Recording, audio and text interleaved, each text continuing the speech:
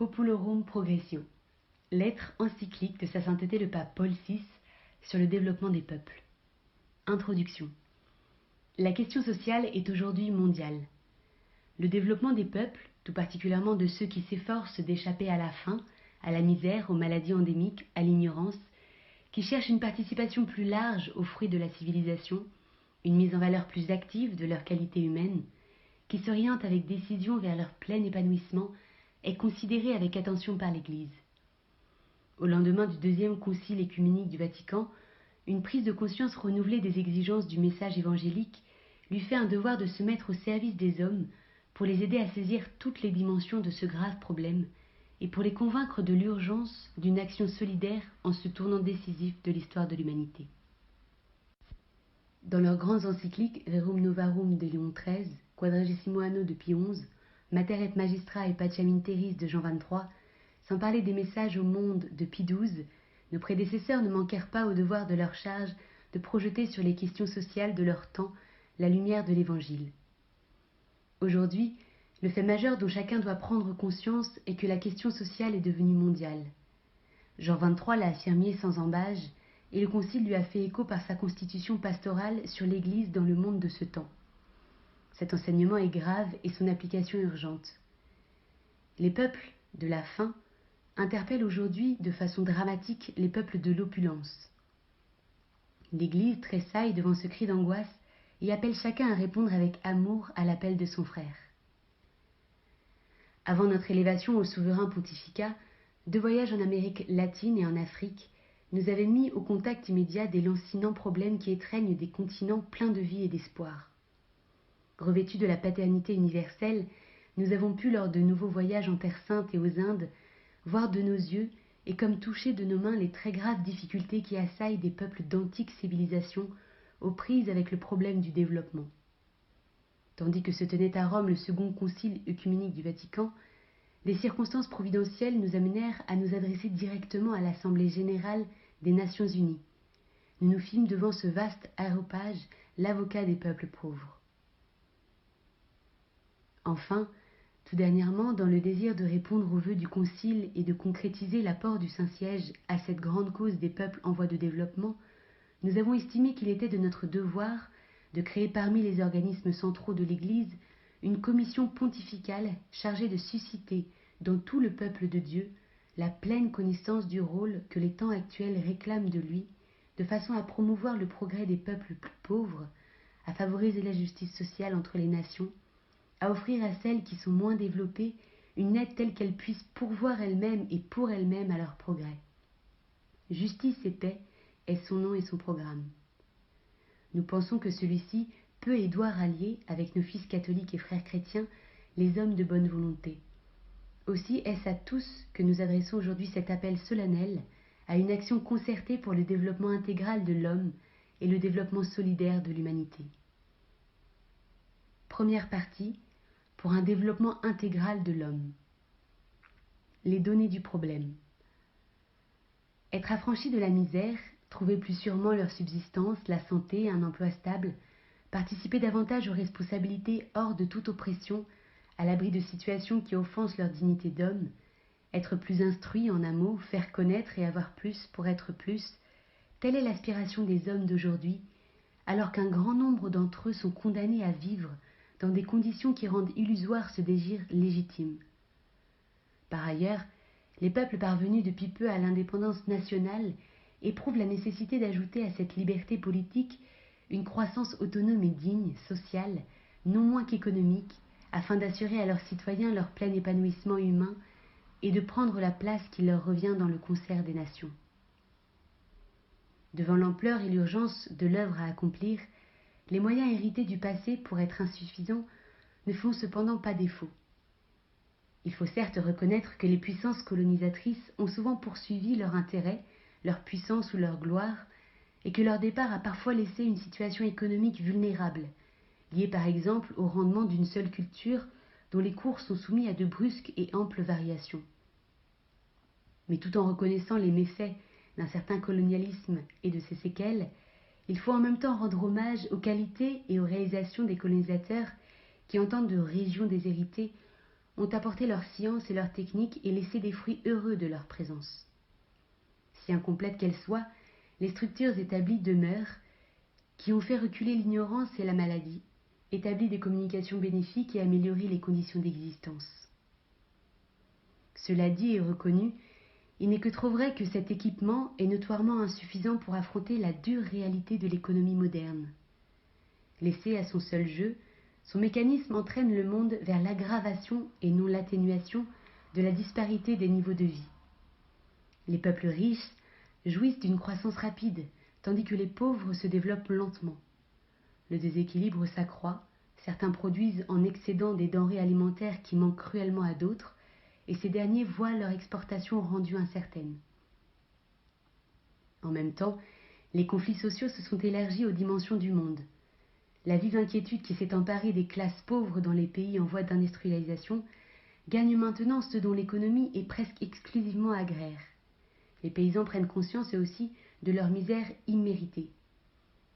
S'ajoute à cela le scandale de disparités criantes, non seulement dans la jouissance des biens, mais plus encore dans l'exercice du pouvoir.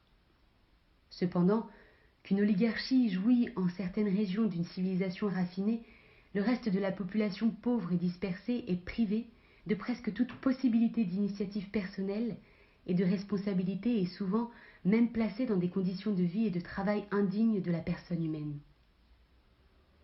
En outre, le heurt entre les civilisations traditionnelles et les nouveautés de la civilisation industrielle brise les structures qui ne s'adaptent pas aux conditions nouvelles. Leur cadre, parfois rigide, était l'indispensable appui de la vie personnelle et familiale, et les anciens y restent attachés, cependant que les jeunes s'en évadent, comme d'un obstacle inutile, pour se tourner avidement vers de nouvelles formes de vie sociale.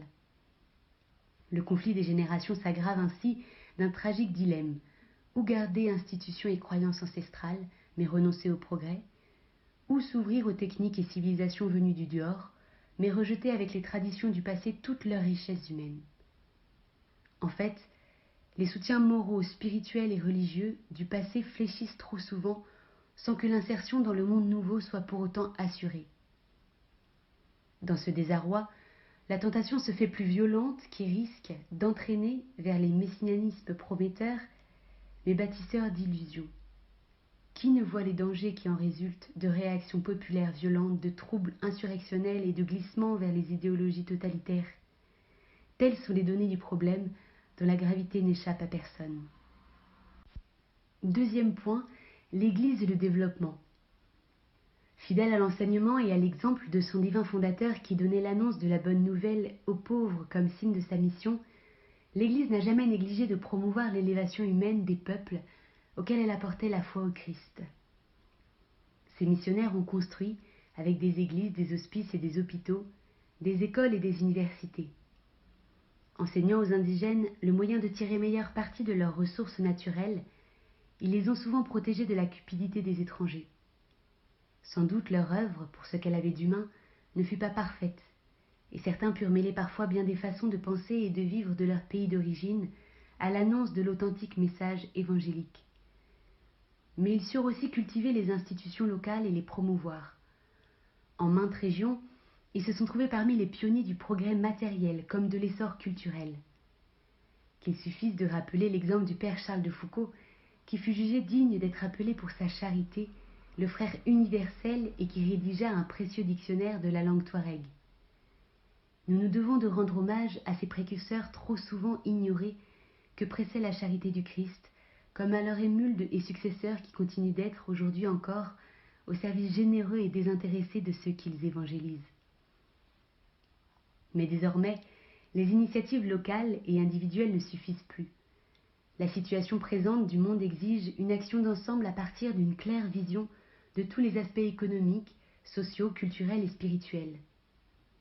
Experte en humanité, l'Église, sans prétendre aucunement s'immiscer dans la politique des États, ne vise qu'un seul but: continuer son impulsion de l'Esprit consolateur, l'œuvre même du Christ venu dans le monde pour rendre témoignage à la vérité, pour sauver, non pour condamner, pour servir, non pour être servi.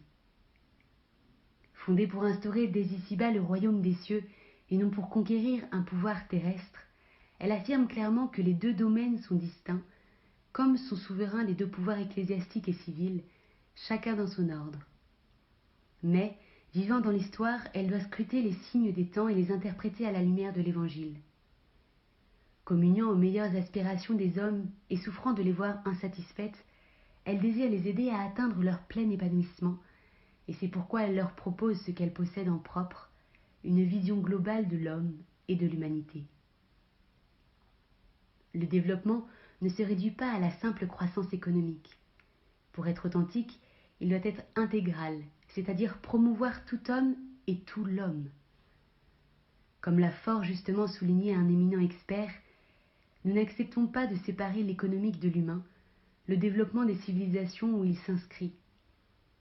Ce qui compte pour nous, c'est l'homme, chaque groupement d'hommes, jusqu'à l'humanité tout entière. Dans le dessein de Dieu, chaque homme est appelé à se développer car toute vie est vocation. Dès la naissance, est donné à tous en germe un ensemble d'aptitudes et de qualités à faire fructifier.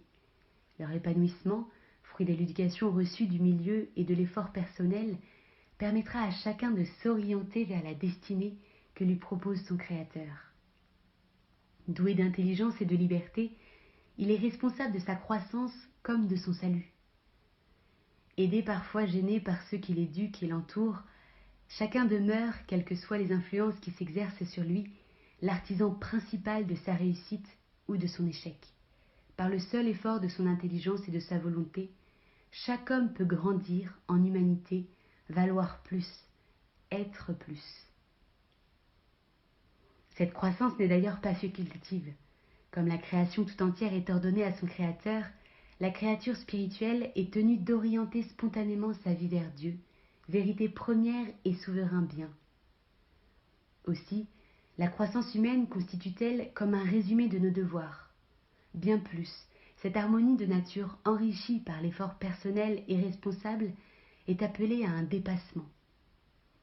Par son intercession dans le Christ vivifiant, l'homme accède à un épanouissement nouveau, à un humanisme transcendant qui lui donne sa plus grande plénitude. Telle est la finalité suprême du développement personnel.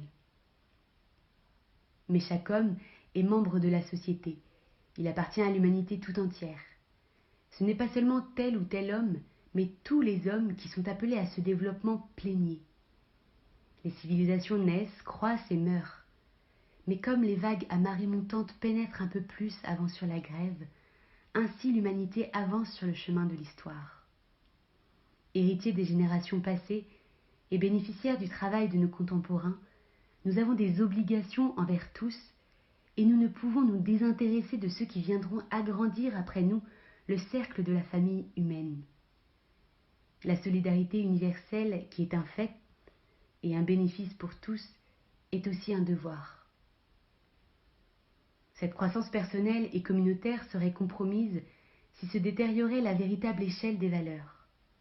Légitime est le désir du nécessaire et le travail pour y parvenir est un devoir. Si quelqu'un ne veut pas travailler, qu'il ne mange pas non plus. Mais l'acquisition des biens temporels peut conduire à la cupidité, au désir d'avoir toujours plus et à la tentation d'accroître sa puissance. L'avarice des personnes, des familles et des nations peut gagner les moins pourvus comme les plus riches et susciter chez les uns et les autres un matérialisme étouffant. Avoir plus pour les peuples comme pour les personnes n'est donc pas le but dernier. Toute croissance est ambivalente. Nécessaire pour permettre à l'homme d'être plus homme, elle l'enferme comme dans une prison dès lors qu'elle devient le bien suprême qui empêche de regarder au ciel. Alors les cœurs s'endurcissent et les esprits se ferment. Les hommes ne se réunissent plus par amitié, mais par l'intérêt, qui a plutôt fait de les opposer et de les désunir. La recherche exclusive de l'avoir fait dès lors l'obstacle à la croissance de l'être et s'oppose à sa véritable grandeur. Pour les nations comme pour les personnes, l'avarice est la forme la plus évidente du sous-développement moral. Si la poursuite du développement demande des techniciens de plus en plus nombreux, elle exige encore plus des sages de réflexion profonde à la recherche d'un humanisme nouveau qui permette à l'homme moderne de se retrouver lui-même en assumant les valeurs supérieures d'amour, d'amitié, de prière et de contemplation. Ainsi pourra s'accomplir en plénitude le vrai développement qui est le passage, pour chacun et pour tous, de conditions moins humaines à des conditions plus humaines. Moins humaines, les carences matérielles de ceux qui sont privés du minimum vital et les carences morales de ceux qui sont mutilés par l'égoïsme. Moins humaines, les structures oppressives, qu'elles proviennent des abus de la possession ou des abus du pouvoir, de l'exploitation des travailleurs ou de l'injustice des transactions. Plus humaine, la montée de la misère vers la possession du nécessaire, la victoire sur les fléaux sociaux, l'amplification des connaissances, l'acquisition de la culture.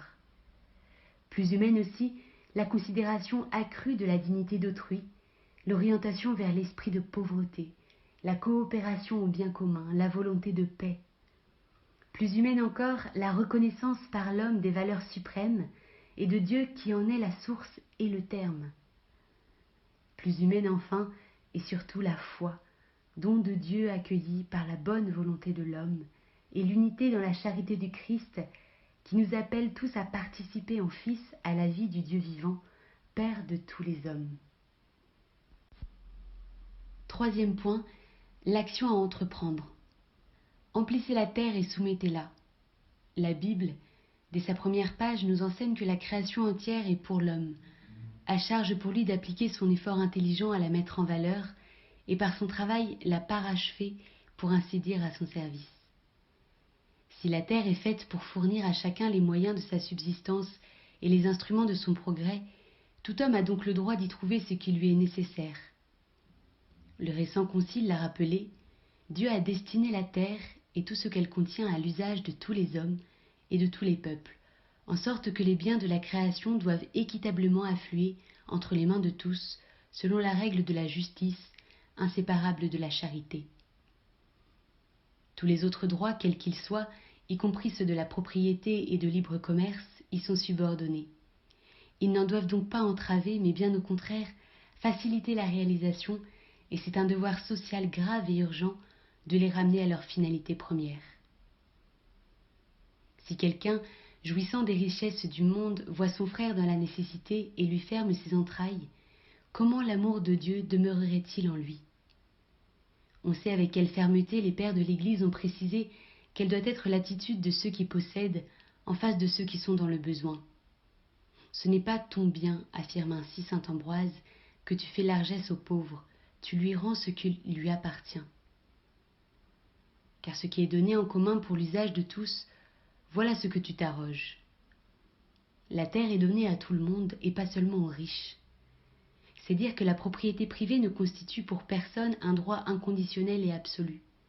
Nul n'est fondé à réserver à son usage exclusif ce qui passe son besoin quand les autres manquent du nécessaire. En un mot, le droit de propriété ne doit jamais s'exercer au détriment de l'utilité commune, selon la doctrine traditionnelle chez les pères de l'Église et les grands théologiens.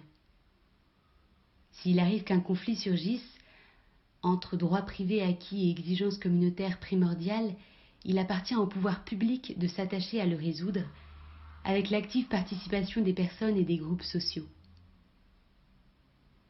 Le bien commun exige donc parfois l'expropriation si, du fait de leur étendue, de leur exploitation faible ou nulle, de la misère qui en résulte pour les populations, du dommage considérable porté aux intérêts du pays, certains domaines font obstacle à la prospérité collective.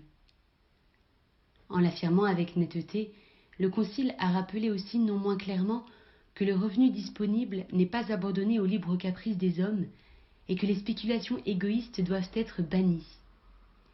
On ne saurait dès lors admettre que des citoyens pourvus de revenus abondants provenant des ressources et de l'activité nationale en transfèrent une part considérable à l'étranger pour le seul avantage personnel, sans souci du tort évident qu'ils font par là subir à leur patrie. Nécessaire à l'accroissement économique et au progrès humain, l'introduction de l'industrie est à la fois signe et facteur de développement. Par l'application tenace de son intelligence et de son travail, l'homme arrache peu à peu ses secrets à la nature, tire de ses richesses un meilleur usage. En même temps qu'il discipline ses habitudes, il développe chez lui le goût de la recherche et de l'invention, l'acceptation du risque calculé, l'audace dans l'entreprise, l'initiative généreuse, le sens des responsabilités. Mais un système s'est malheureusement édifié sur ces conditions nouvelles de la société qui considérait le profit comme motif essentiel du progrès économique, la concurrence comme loi suprême de l'économie, la propriété privée des biens de production comme un droit absolu, sans limite ni obligation sociale correspondante. Ce libéralisme sans frein conduisait à la dictature, à bon droit dénoncée par Pie XI, comme génératrice de l'impérialisme international de l'argent. On ne saurait trop réprouver de tels abus en rappelant encore une fois solennellement que l'économie est au service de l'homme. Mais s'il est vrai qu'un certain capitalisme a été la source de trop de souffrances, d'injustices et de luttes fratricides aux effets encore durables, c'est à tort qu'on attribuerait à l'industrialisation elle-même des maux qui sont dus au néfaste système qui l'accompagnait. Il faut au contraire en toute justice reconnaître l'apport irremplaçable de l'organisation du travail et du progrès industriel à l'œuvre du développement. De même si parfois peut régner une mystique exagérée du travail, il n'en reste pas moins que celui-ci est voulu et béni de Dieu. Créé à son image, l'homme doit coopérer avec le Créateur à l'achèvement de la création et marquer à son tour la terre de l'empreinte spirituelle qu'il a lui-même reçue. Dieu qui a doté l'homme d'intelligence, d'imagination et de sensibilité, lui a donné ainsi le moyen de parachever en quelque sorte son œuvre. Qu'il soit artiste ou artisan, entrepreneur, ouvrier ou paysan, tout travailleur est un créateur. Penché sur une matière qui lui résiste, le travailleur lui imprime sa marque, cependant qu'il acquiert ténacité, ingéniosité et esprit d'invention. Bien plus, vécu en commun dans l'espoir, la souffrance, l'ambition et la joie partagée, le travail unit les volontés, rapproche les esprits et soude les cœurs. En l'accomplissant, les hommes se découvrent frères. Sans doute ambivalent, car il promet l'argent, la jouissance et la puissance, invite les uns à l'égoïsme et les autres à la révolte. Le travail développe aussi la conscience professionnelle, le sens du devoir et la charité envers le prochain. Plus scientifique et mieux organisé, il risque de déshumaniser son exécutant, devenu son servant, car le travail n'est humain que s'il demeure intelligent et libre. Jean XXIII a rappelé l'urgence de rendre au travailleur sa dignité, en le faisant réellement participer à l'œuvre commune. On doit tendre à ce que devienne une communauté de personnes dans les relations, les fonctions et les situations de tout son personnel. Le labeur des hommes, bien plus pour le chrétien, a encore mission de collaborer à la création du monde surnaturel, inachevé jusqu'à ce que nous parvenions tous ensemble à constituer cet homme parfait dont parle saint Paul, qui réalise la plénitude du Christ. Il faut se hâter, trop d'hommes souffrent et la distance s'accroît qui sépare le progrès des uns et la stagnation, voire la régression des autres.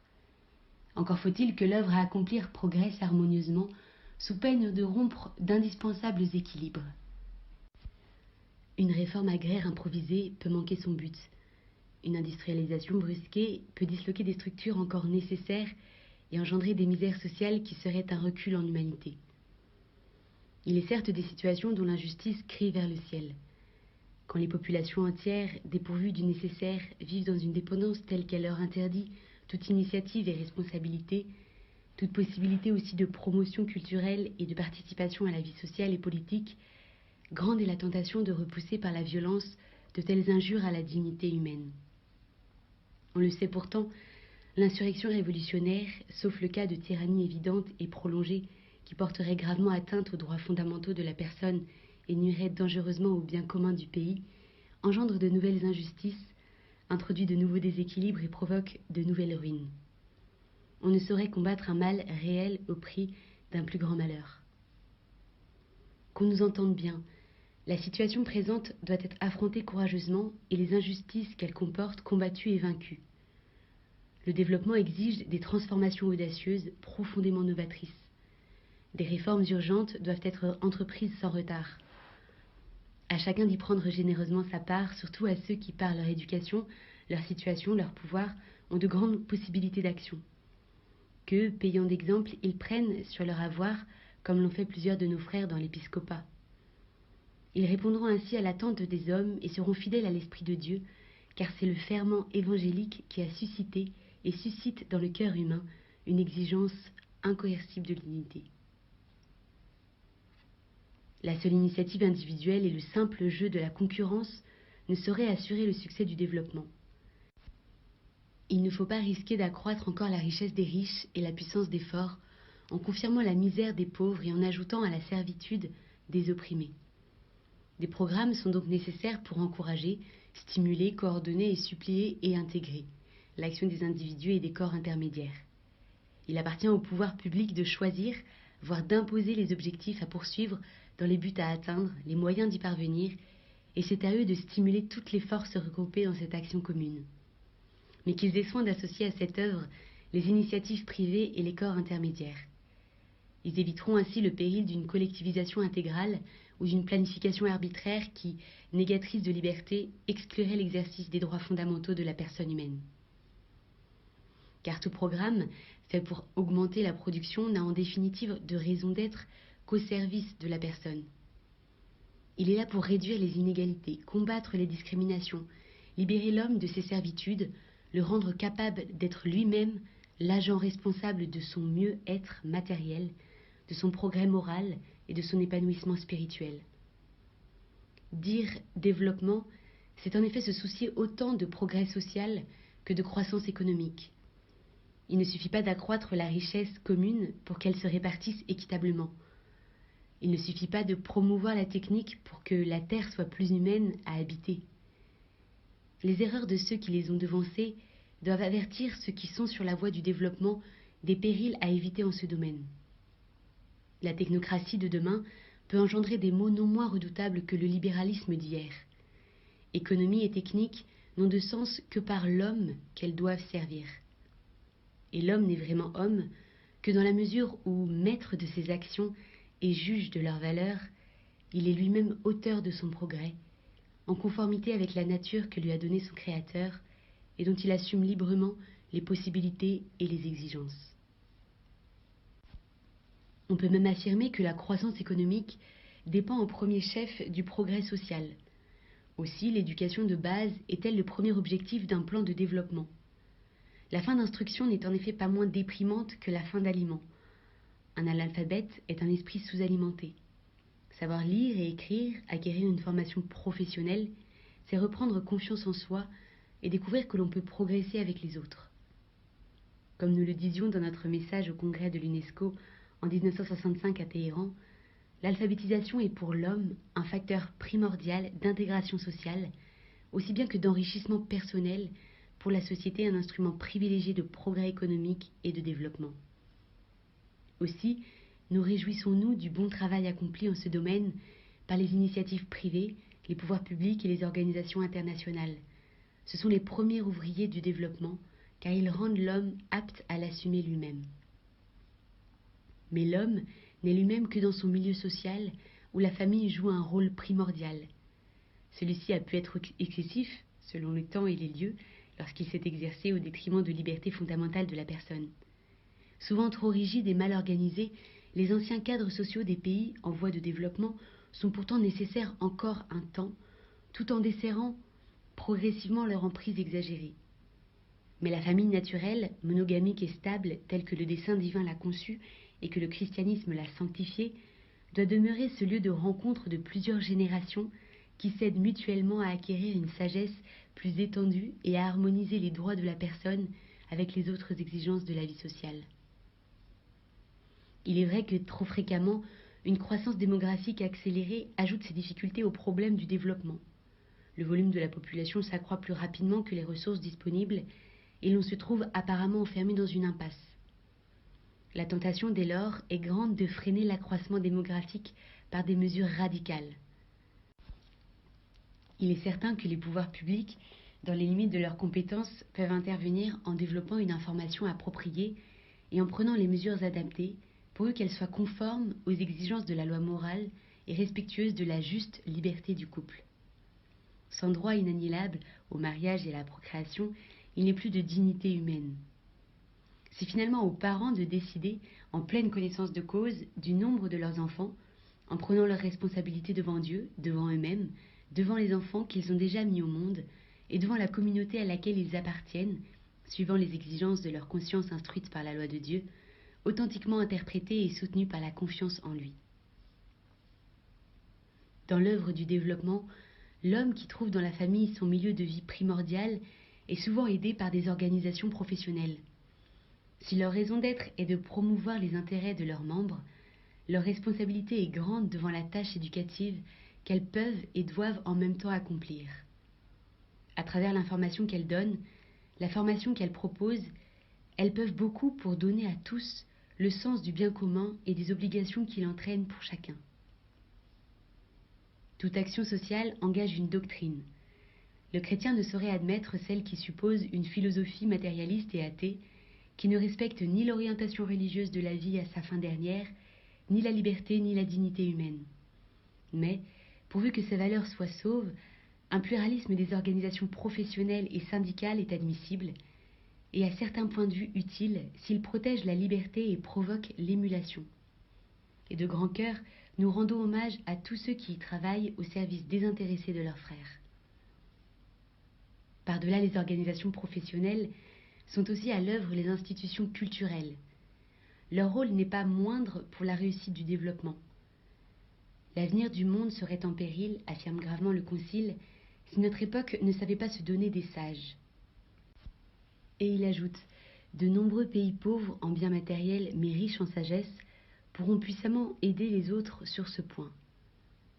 Riche ou pauvre, chaque pays possède une civilisation reçue des ancêtres, institution exigée pour la vie terrestre et manifestation supérieure, artistique, intellectuelle et religieuse de la vie de l'esprit. Lorsque celle-ci possède de vraies valeurs humaines, il y aurait grave erreur à les sacrifier à celles-là. Un peuple qui y consentirait perdrait par là le meilleur de lui-même. Il sacrifierait pour vivre ses raisons de vivre. L'enseignement du Christ vaut aussi pour les peuples. Que servirait à l'homme de gagner l'univers s'il vient à perdre son âme ? Les peuples pauvres ne seront jamais trop en garde contre cette tentation qui leur vient des peuples riches.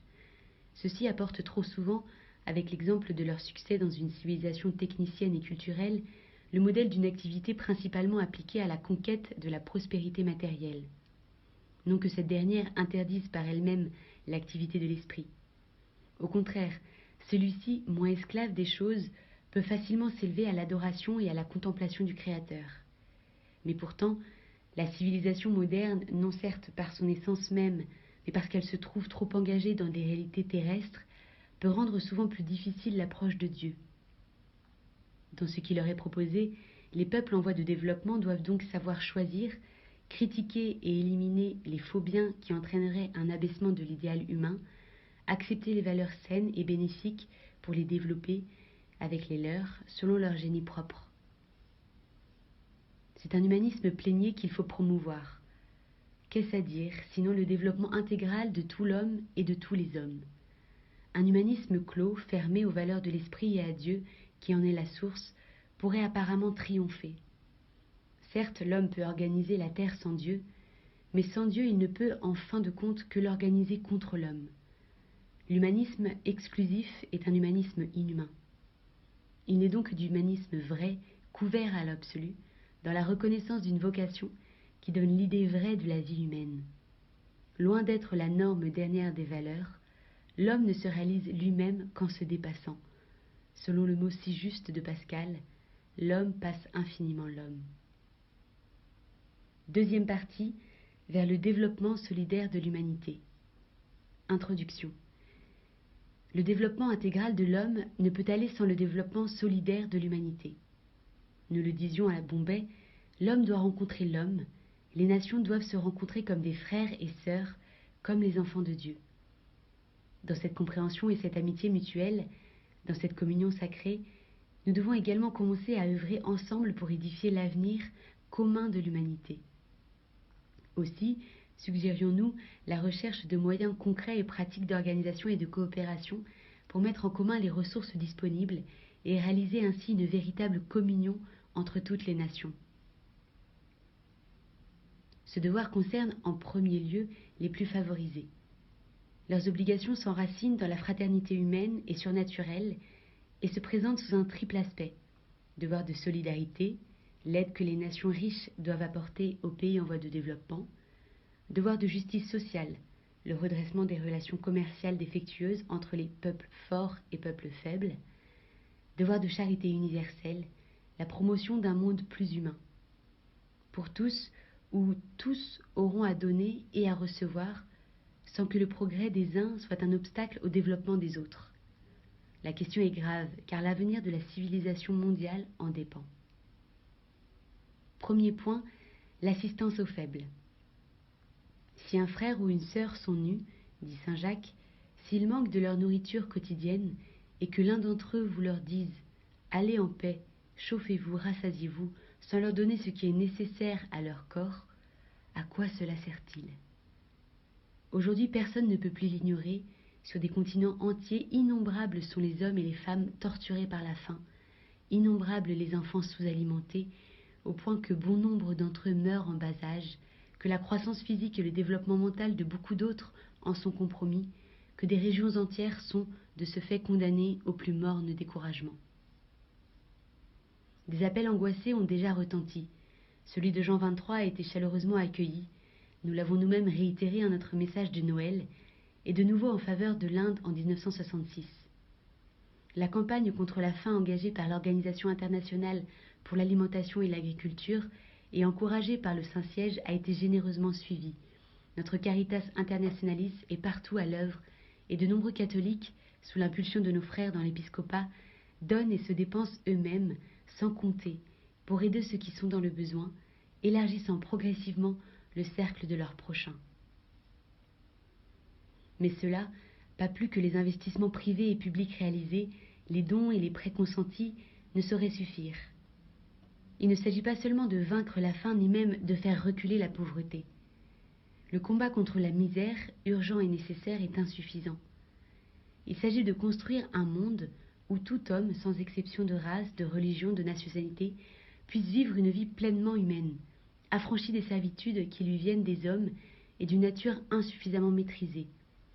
Un monde où la liberté ne soit pas un vain mot et où le pauvre Lazare puisse s'asseoir à la même table que le riche. Cela demande à ce dernier beaucoup de générosité, de nombreux sacrifices et un effort sans relâche. À chacun d'examiner sa conscience qui a une voie nouvelle pour notre époque. Est-il prêt à soutenir, de ses deniers, les œuvres et les missions organisées en faveur des plus pauvres? À payer davantage d'impôts pour que les pouvoirs publics intensifient leurs efforts pour le développement? À acheter plus cher les produits importés pour rémunérer plus justement le producteur? À s'expatrier lui-même au besoin, s'il est jeune, pour aider cette croissance des jeunes nations? Le devoir de solidarité des personnes est aussi celui des peuples. Les nations développées ont le très pressant devoir d'aider les nations en voie de développement. Il faut mettre en œuvre cet enseignement conciliaire. S'il est normal qu'une population soit la première bénéficiaire des dons que lui a fait la Providence comme des fruits de son travail, aucun peuple ne peut, pour autant, prétendre réserver ses richesses à son seul usage. Chaque peuple doit produire plus et mieux, à la fois pour donner à tous ses ressortissants un niveau de vie vraiment humain, et aussi pour contribuer au développement solidaire de l'humanité. Devant l'indigence croissante des pays sous-développés, on doit considérer comme normal qu'un pays évolué consacre une partie de sa production à satisfaire leurs besoins. Normal aussi qu'il forme des éducateurs, des ingénieurs, des techniciens, des savants qui mettront science et compétences à leur service. Il faut aussi le redire, le superflu des pays riches doit servir aux paysans pauvres. La règle qui valait autrefois en faveur des plus proches doit s'appliquer aujourd'hui à la totalité des nécessités du monde.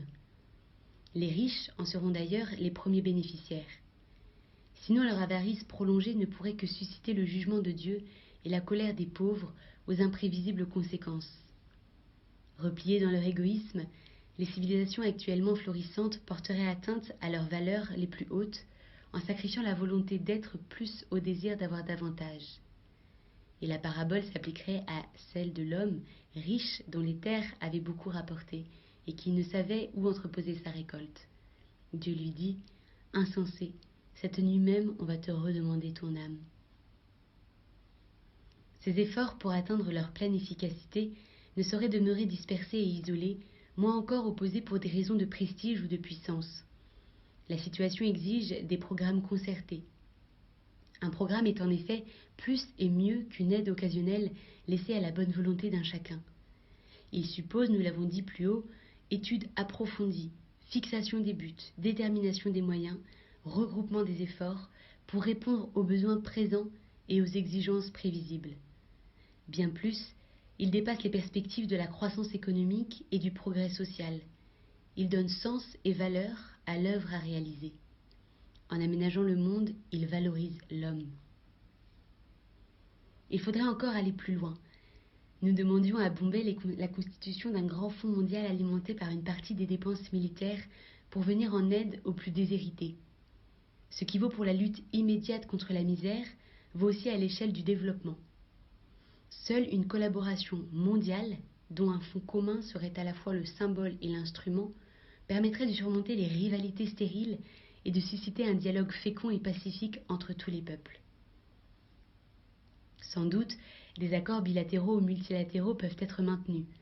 Ils permettent de substituer aux rapports de dépenses et aux amertumes issues de l'ère coloniale d'heureuses relations d'amitié, développées sur un pied d'égalité juridique et politique.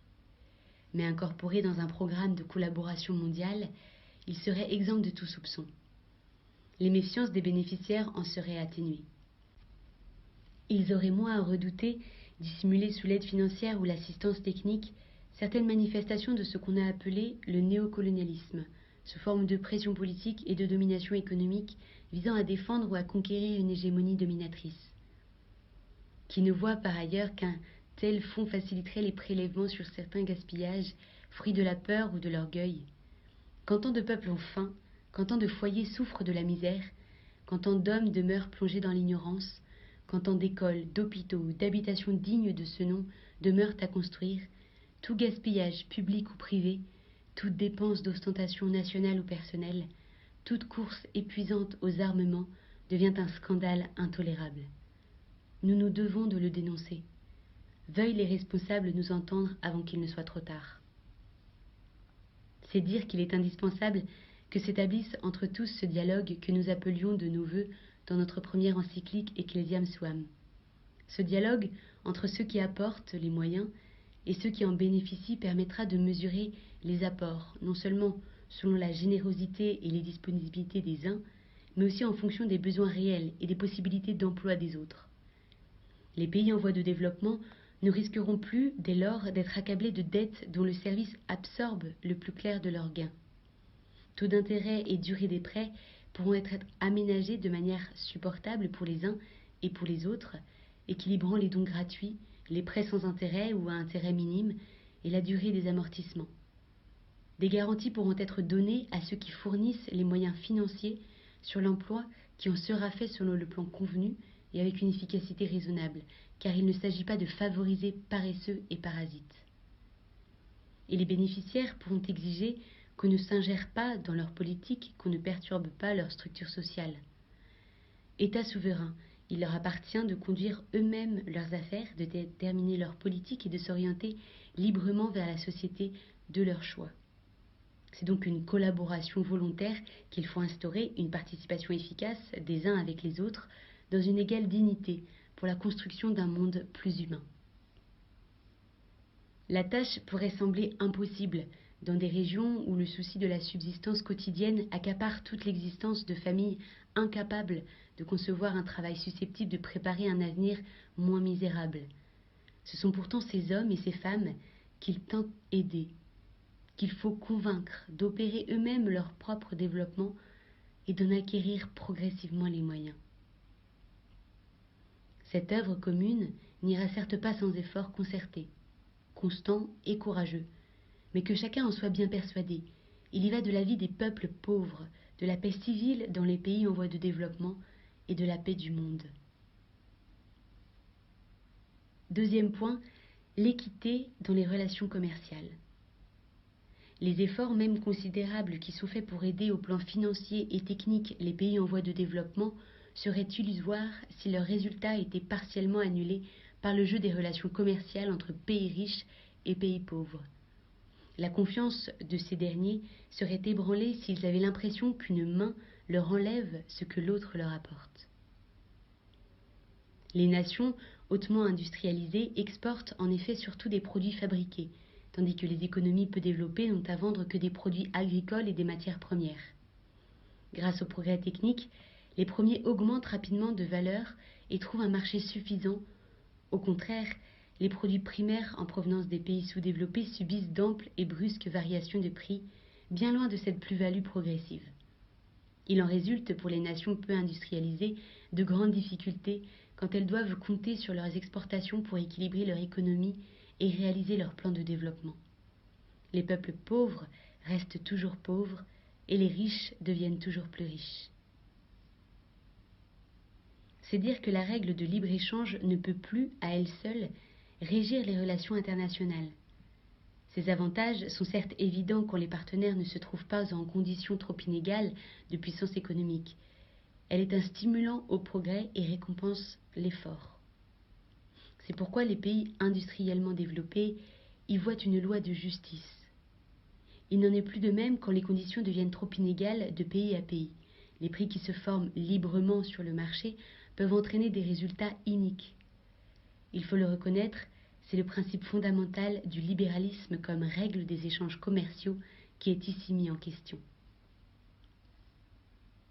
L'enseignement de Léon XIII dans Rerum Novarum est toujours valable. Le consentement des parties, si elles sont en situation trop inégale, ne suffit pas à garantir la justice du contrat et la règle du libre consentement demeure subordonnée aux exigences du droit naturel. Ce qui était vrai du juste salaire individuel l'est aussi des contrats internationaux. Une économie d'échange ne peut plus reposer sur la seule loi de libre concurrence qui engendre trop souvent, elle aussi, une dictature économique. La liberté des échanges n'est équitable que soumise aux exigences de la justice sociale. Au reste, les pays développés l'ont eux-mêmes compris, qui s'efforcent de rétablir par des mesures appropriées à l'intérieur de leur propre économie un équilibre que la concurrence laissée à elle-même tend à compromettre. C'est ainsi qu'ils soutiennent souvent leur agriculture au prix de sacrifices imposés aux secteurs économiques plus favorisés. C'est ainsi encore que, pour soutenir les relations commerciales qui se développent entre eux, particulièrement à l'intérieur d'un marché commun, leur politique financière, fiscale et sociale s'efforce de redonner à des industries concurrentes inégalement prospères des chances comparables.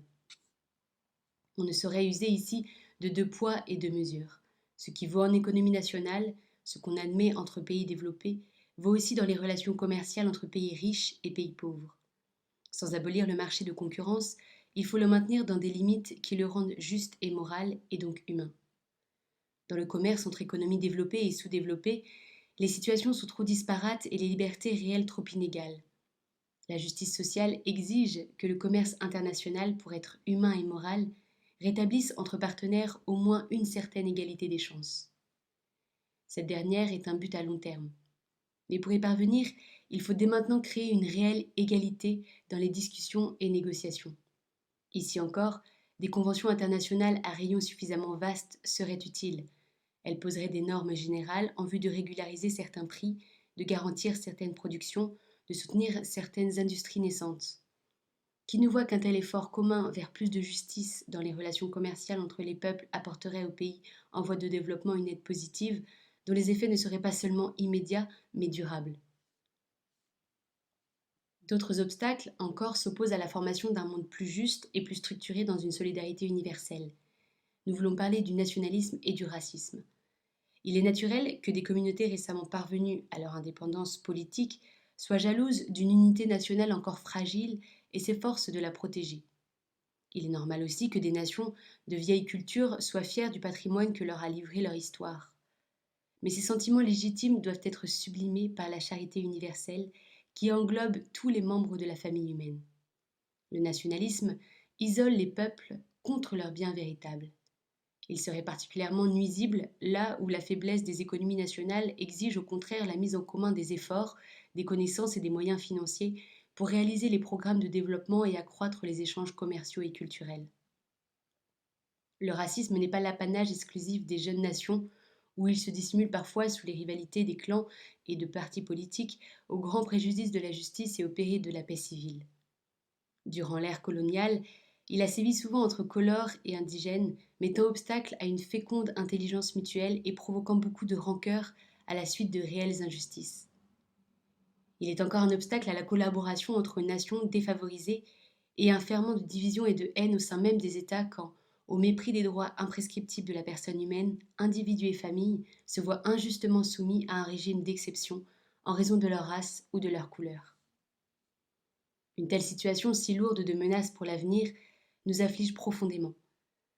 Nous gardons cependant espoir, un besoin plus senti de collaboration, un sens plus aigu de la solidarité finiront par l'emporter sur les incompréhensions et les égoïsmes. Nous espérons que les pays dont le développement est moins avancé sauront profiter de leur voisinage pour organiser entre eux, sur des aires territoriales élargies, des zones de développement concertées, établir des programmes communs, coordonner les investissements, répartir les possibilités de production, organiser les échanges. Nous espérons aussi que les organisations multilatérales et internationales trouveront, par une réorganisation nécessaire, les voies qui permettront aux peuples encore sous-développés de sortir des impasses où ils semblent enfermés et de découvrir en eux-mêmes, dans la fidélité à leur génie propre, les moyens de leur progrès social et humain.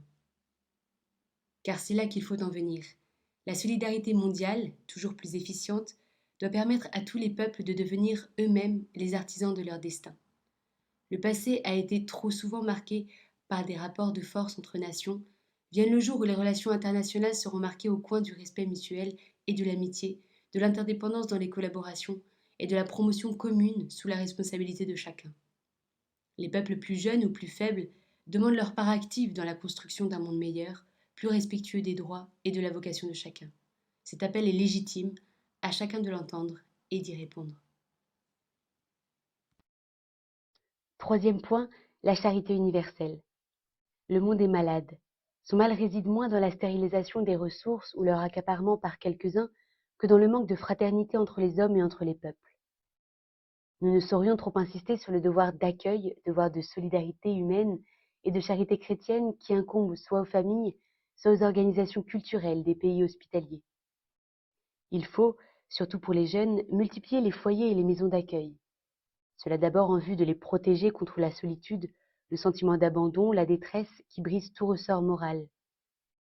Aussi, pour les défendre contre la situation malsaine où ils se trouvent forcés de comparer l'extrême pauvreté de leur patrie avec le luxe et le gaspillage qui souvent les entourent.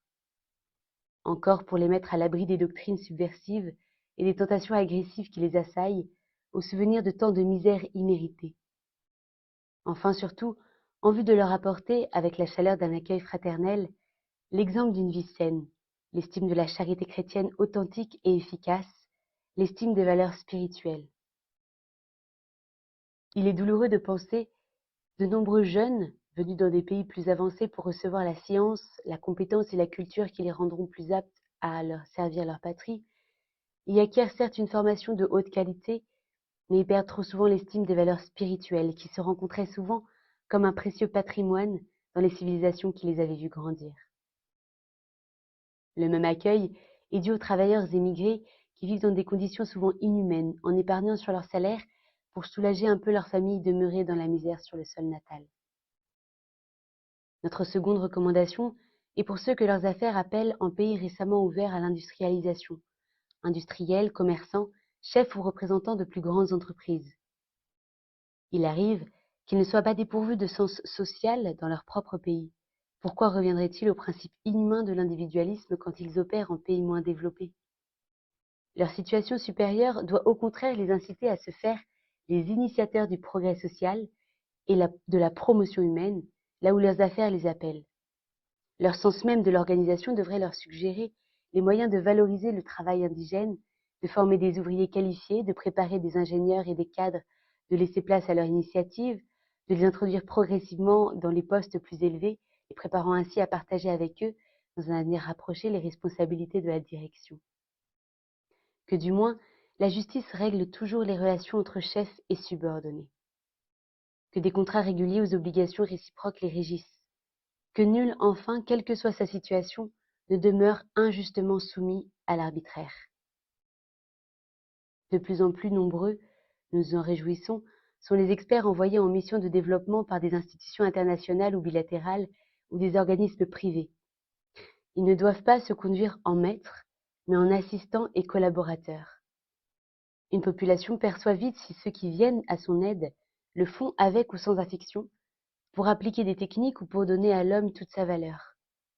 Leur message est exposé à n'être point accueilli s'il n'est comme enveloppé d'amour fraternel.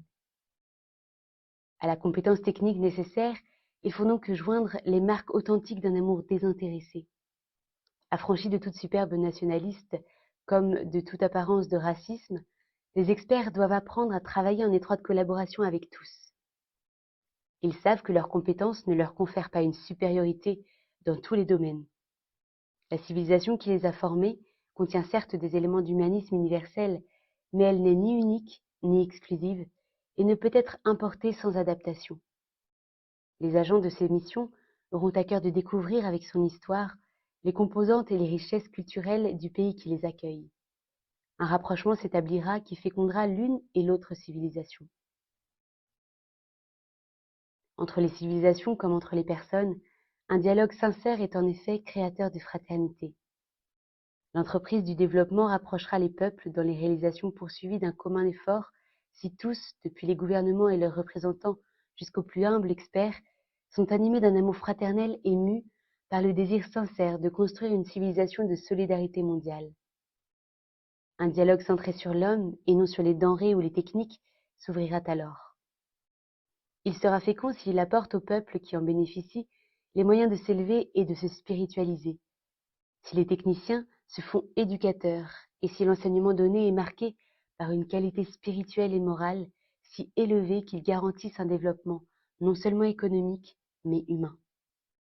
Passé l'assistance, les relations ainsi établies dureront. Qui ne voit de quel poids elles seront pour la paix du monde?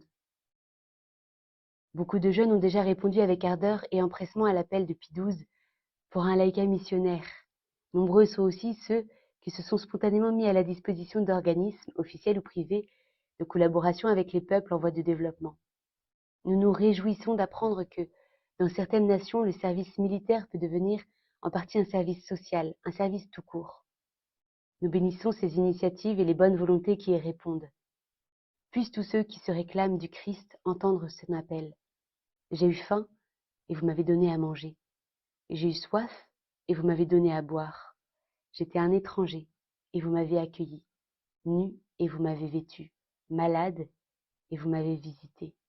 Prisonnier, et vous êtes venu me voir. Personne ne peut demeurer indifférent au sort de ses frères, encore plongés dans la misère, en proie à l'ignorance, victimes de l'insécurité. Comme le cœur du Christ, le cœur du chrétien doit compatir à cette misère. J'ai pitié de cette foule.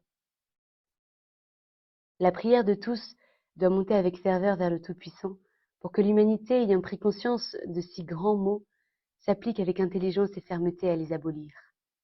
À cette prière doit correspondre l'engagement résolu de chacun, à la mesure de ses forces et de ses possibilités, dans la lutte contre le sous-développement. Puissent les personnes, les groupes sociaux et les nations se donner la main fraternellement, le fort aidant le faible à grandir et mettant toute sa compétence, son enthousiasme et son amour désintéressé. Plus que quiconque, celui qui est animé d'une vraie charité est ingénieux à découvrir les causes de la misère, à trouver les moyens de la combattre, à la vaincre résolument. Faiseur de paix, il poursuivra son chemin, allumant la joie et versant la lumière et la grâce au cœur des hommes sur toute la surface de la terre, en faisant découvrir par-delà toutes les frontières des visages de frères, des visages d'amis. Enfin, dernier point, le développement est le nouveau nom de la paix. Les disparités économiques, sociales et culturelles trop grandes entre peuples provoquent tensions et discordes et mettent la paix en péril. Comme nous le disions au Père conciliaire au retour de notre voyage de paix à l'ONU, la condition des populations en voie de développement doit être l'objet de notre considération, disons mieux, notre charité pour les pauvres qui sont dans le monde, et ils sont légion infinie, doit devenir plus attentive, plus active, plus généreuse. Combattre la misère et lutter contre l'injustice, c'est promouvoir avec le mieux-être, le progrès humain et spirituel de tous, et donc le bien commun de l'humanité. La paix ne se réduit pas à une absence de guerre, fruit de l'équilibre toujours précaire des forces.